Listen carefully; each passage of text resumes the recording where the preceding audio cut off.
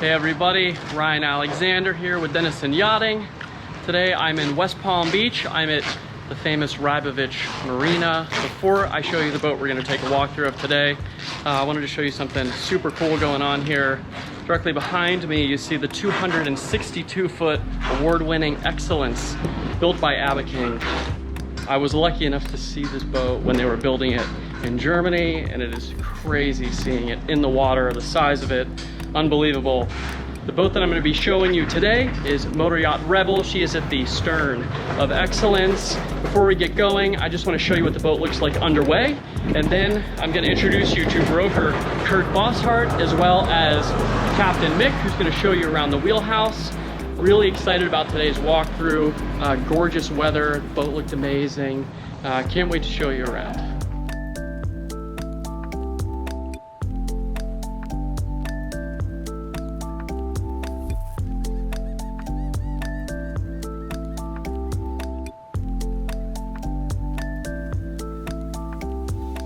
Hi, Kurt Bosshardt from Denison Yachting, here at the Rybovich shipyard to walk you through Rebel, the 157 Trinity motor yacht.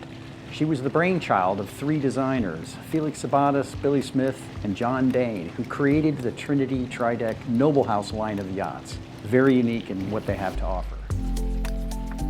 There are three design features of this yacht which were innovative and stood the test of time.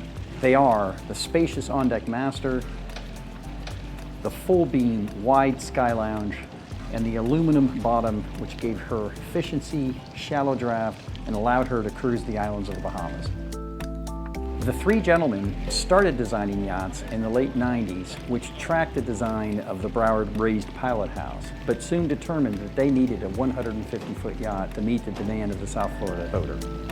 We could not have asked for better cruising conditions this morning. We had light winds with gusts in between 8 to 10 knots and a 2 to 3 foot sea. This made for the perfect venue for us to show you the elegant and inspired lines of this award-winning 157. We're going to start our time on board Rebel up on the Sundeck and take a look first at the entertaining area found all of the way forward.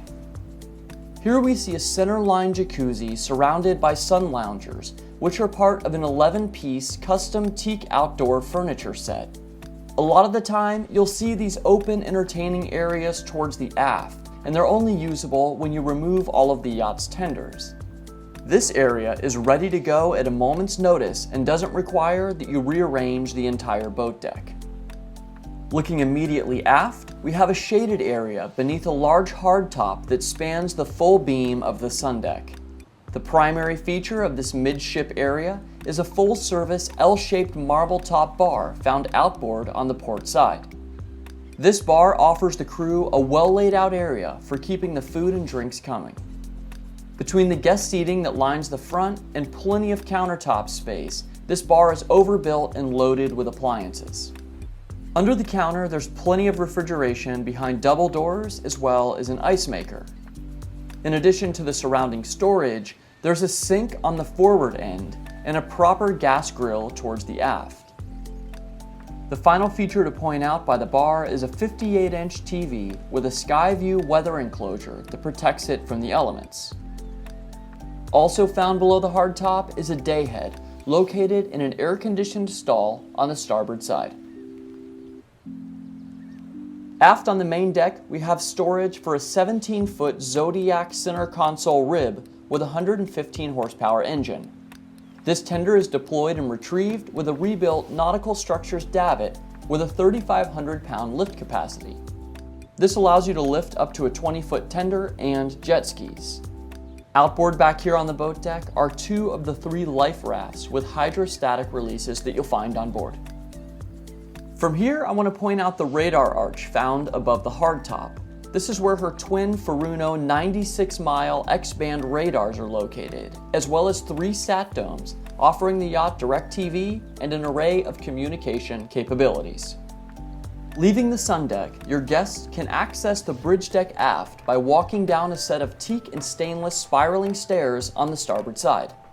Stepping down onto this deck reveals just how large the area is, with all of its focus on a relaxing guest experience. Underfoot is a gorgeous teak sole, which is accompanied by a great blend of teak furniture that can easily be rearranged. With the aft section being the most exposed to the sun, reliable shade and shelter is found at the centerline dinette. Forward on the bridge deck are a pair of automatic sliding doors that open up at the touch of a button to reveal the Sky Lounge. This is our next stop. As I told you at the top of today's walkthrough, one of the unique design features of the Trinity yacht was the size of the Sky Lounge. It extends the full beam of the yacht 25 feet and is even larger than the Salon down below. Entering Rebel's Sky Lounge, you first note the 6 oversized windows that provide a ton of natural light to the area. The exact quantity of light is controlled by Hunter Douglas shades and blackout privacy blinds. Mahogany woodwork and comfortable carpet underfoot are 2 features found in the Sky Lounge that are also seen throughout the majority of the interior.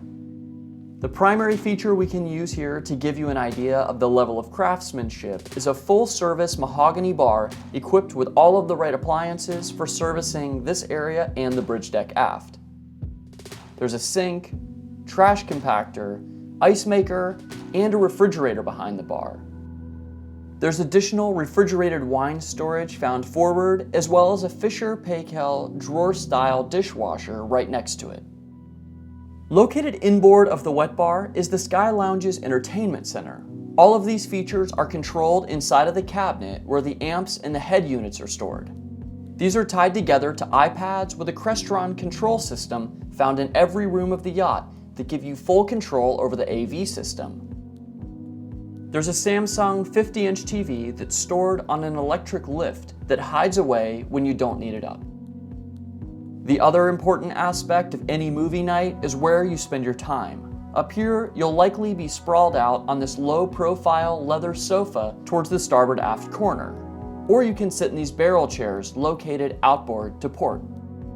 Just one step forward of the Sky Lounge on the starboard side is a dayhead complete with a marble vanity and custom wall covering. The dayhead is located just a few feet aft of a closet where the crew has control over the yacht's phone and Wi-Fi system. As Kurt continues forward in the companionway, he passes a set of spiral stairs that we're going to come back to as he makes his way into the wheelhouse.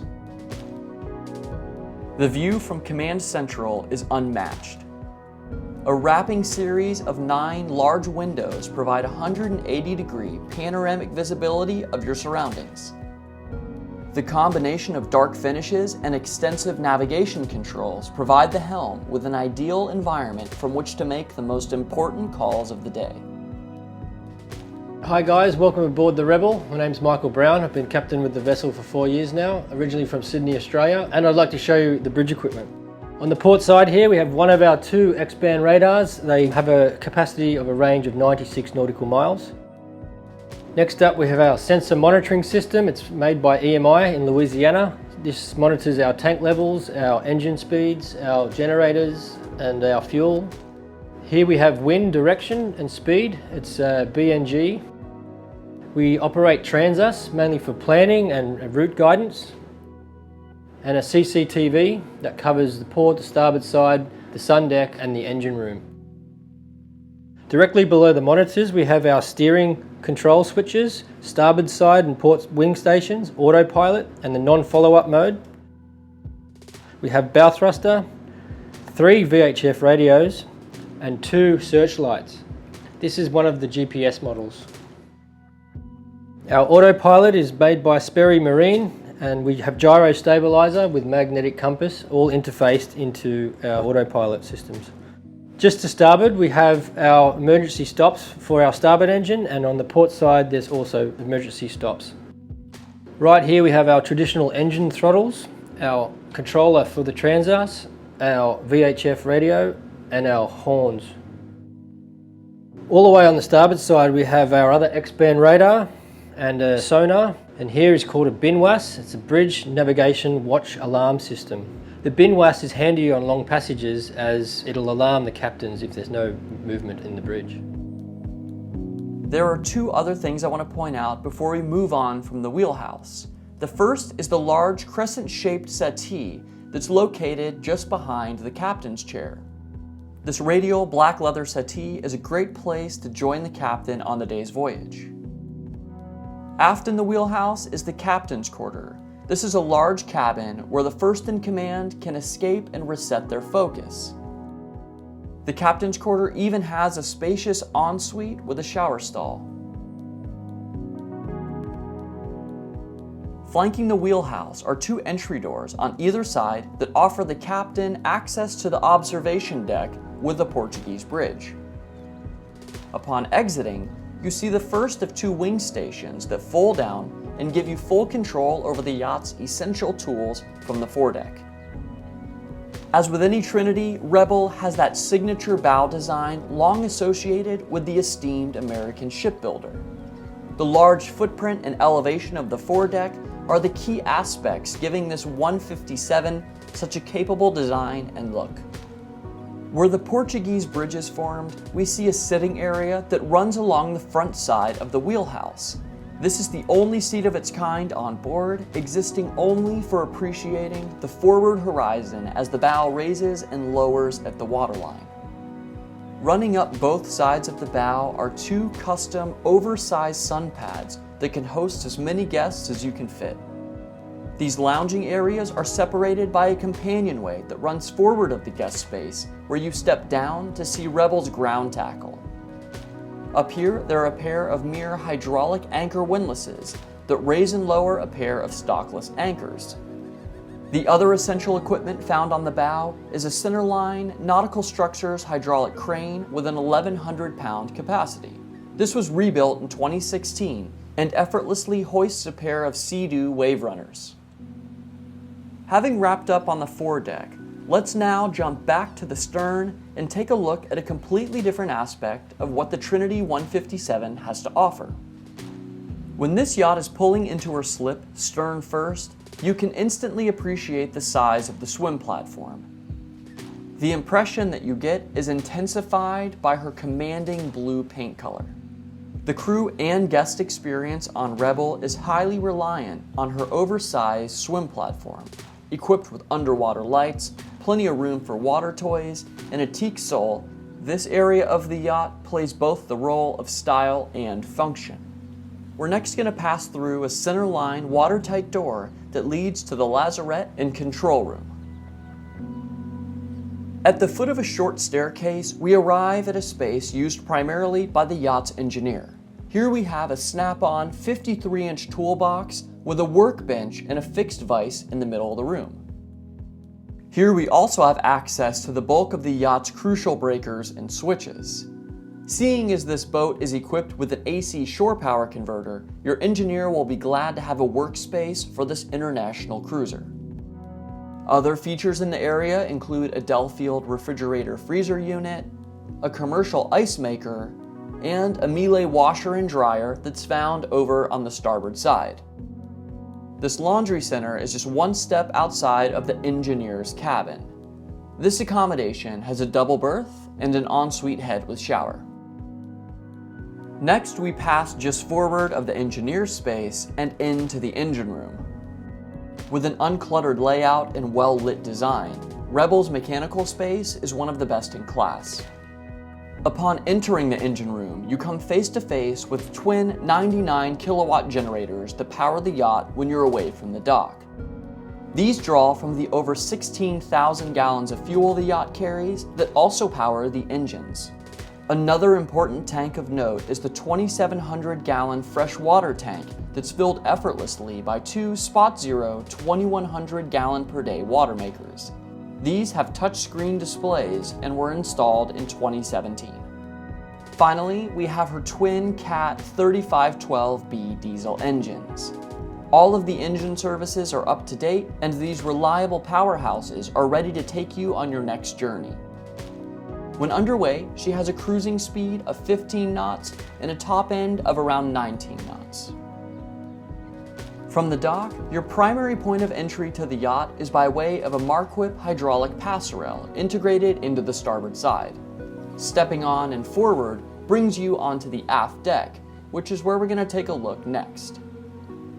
Extravagant touches like a high-gloss varnished teak cap rail and a massive teak sole lend themselves to the elegant evenings that you'll have on board with your family and friends. If you aren't using her passerelle to board, secondary access is offered port and starboard with a pair of boarding doors that blend in well. Aft of these is the deck gear that's used for tying off and features 2 mirror hydraulic capstans. Another feature that makes life easier for the crew are the walk-around side decks that lead up both sides of the boat. The port side deck seen here leads past the glass windows of the Salon, beyond the main deck foyer entrance, and to a set of stairs that gives you access to the bow. When the aft deck is at its best, this air-conditioned and well-illuminated entertaining space is hosting up to 10 guests as the moon rises in the sky. Here we see bench seating and teak dining chairs that surround a high-gloss hardwood table that has more than enough room for all of your guests, your drinks, table settings, and a table full of food. The dinette is serviced by a breakfast bar with a marble countertop. There's a window that slides open on the forward bulkhead where your bartender can make drinks for both the aft deck and the salon. On those nights when the bartender is working both rooms, you'll likely have the salon doors propped open so guests can make their way in and out easily.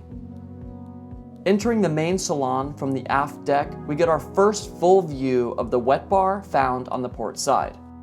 There are 2 high-top seats found on the outer edge, and there's an array of appliances that work together, making this bar capable of serving large parties. Now looking at the lounging area, we again see that same high-end mahogany joinery with cherry accents and burl inlays found throughout. Like the pilot house, there are 9 large windows, port, starboard, and aft, that allow in an abundance of natural light. The seating arrangement is found centerline with a pair of custom sofas and 2 armchairs that are placed around a beautiful stone coffee table. Just a few feet away is the salon's 58-inch TV. Found in the forward bulkhead are passageways to port and starboard that take us forward. Stepping forward from the salon, we enter a beautifully appointed private dining room. As you can see, it can be separated from the rest of the yacht, which is still a highly sought-after feature in a tri-deck motor yacht. And here there's seating for 10 that wraps around the outer edge of a quartz dining table with high-gloss cherry trim. As Kurt was saying, a great feature of this area is that there are 4 doors with frosted glass that can enclose the dining area, offering total privacy to the group that's enjoying the space. Outboard of the table are marble-top buffets with ample storage below, as well as a drink cooler to port and a wine cooler on the starboard side. From here, continuing forward to port brings us into the main deck foyer. There are a few different places we can go from here, such as a spiral staircase that leads down below decks, but for now, we'll make our way forward into the galley, which is just feet from the dining area. Rebel's galley is huge and offers the crew a great environment for making excellent meals with perfect timing. The majority of the cooking takes place in front of a Wolf 6-burner induction range that rests above a pair of convection steam ovens. These and the cooktop were replaced in 2017. Opposite the cooking area and aft is where your cold storage is found, with a pair of Delfield stainless refrigerators and a huge freezer. These are just across from an ice maker that's located below a large island. On the starboard side, we see the first of 2 stations where the cleaning part of the night takes place. Here we have a stainless sink and a dishwasher. There's another pair of these found outboard on the port side. Also found over here is a trash compactor and an under-counter drink refrigerator. This is right next to the stairs that lead down to the crew quarters, which is where we're headed next. At the foot of the stairs, heading forward brings us into the crew common area, which offers a sizable space for the people who make everything work to unwind. A dinette is located in the aft portion, with L-shaped seating and a few bar stools. Food can be stored and prepped down here at the galley in the forward portion of the common area with Corian countertops. On the starboard side, we see Rebel's laundry center.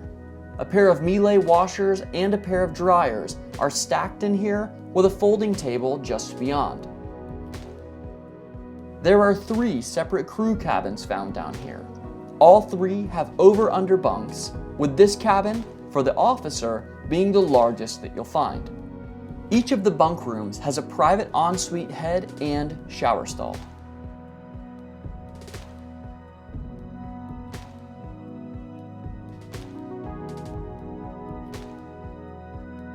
Leaving the crew area, let's pick back up on the main deck in the foyer. Passing forward through here, we see entry doors that open up from the side decks. There's also an inboard staircase that leads up to the wheelhouse and a convenient dayhead located to starboard. This is just a few steps outside of the on-deck master, which is where we're headed next. Upon entering the master, we first step into a private office and a multi-purpose area. In addition to the outboard desk, there's also this capable stew service station with sub-zero refrigeration and a marble bar top with plenty of storage. Just forward of this is the first of 2 full ensuite heads offered in the master. You can consider this the his side with a vanity, a head, and a huge shower stall for 2. Immediately forward of the first ensuite is the main living area of the Master Stateroom. This is the second design feature that Trinity pioneered, which is an on-deck full-beam master suite. Illuminating the owner's suite are 6 oversized oval windows on both sides of the room. These windows define the look of the yacht inside and out. Natural light floods inside through these and brings the room to life. The centerpiece in here is a king-sized berth that uses only a small portion of the master's total footprint. Flanking the bed are not only a pair of nightstands, but also a pair of walk-in closets with enough storage to keep it interesting on a month-long excursion. Aft of the starboard closet, we see a love seat placed directly below the hull side windows, which have blackout shades. These shades come in handy when you decide to start the morning with a movie in bed. The TV for this is found at the foot of the berth. Over on the port side of the master, we have a long vanity, which is a great place to put on the final touches before going out for the night. This vanity pairs well with the hers ensuite, which we're going to take a look at now, found just aft. There are a few big differences between this and the his ensuite. In addition to the size, this side has a jet tub arrangement and a ton of extra storage. Other great options in here are a stone-topped vanity just forward of the tub, as well as a head and bidet, and another one of those large 2-person shower stalls. From here, let's leave the master and make our way down to the lower deck, where we'll take a look at the 4 remaining guest accommodations, starting forward on the starboard side. This guest cabin is different than the others in that it's the only stateroom with a twin arrangement. The beds benefit from natural light in the hull that's diffused by sliding panels. This stateroom also has a large cedar-lined closet that's right next to the cabin's entertainment center. Her TV and audio controls hide away behind a cabinet door, refining the feel of the cabin. Additional storage is located in this set of drawers that's just outside of the ensuite. Leaving here and heading across the hall into the port forward stateroom brings us to the first of 3 accommodations with king berths. All 4 of these lower staterooms feature the same amenities with slightly different layouts. Each is complete with mahogany joinery and burl inlays that you've come to expect, as well as entertainment centers. Aft in this cabin is the entrance into the ensuite.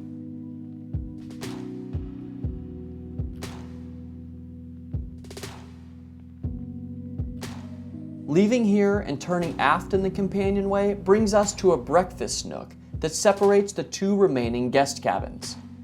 Found at the service station are a pair of sub-zero cold drawers and storage for a coffee maker. a convenient place to get the day going. In the remaining accommodations, we see all of the features from the previous guest staterooms. In addition to everything that I've already pointed out, note the refreshing amount of light that comes in through the two oval-shaped portholes behind sliding shoji screens. With these aft cabins being larger than the ones found forward, a byproduct are the designated desks found in these staterooms. All of the en-suites in the guest spaces are finished with marble flooring, which was replaced in 2016, as well as granite countertops. The only difference in these aft cabins is that there's a jacuzzi tub located in the starboard ensuite.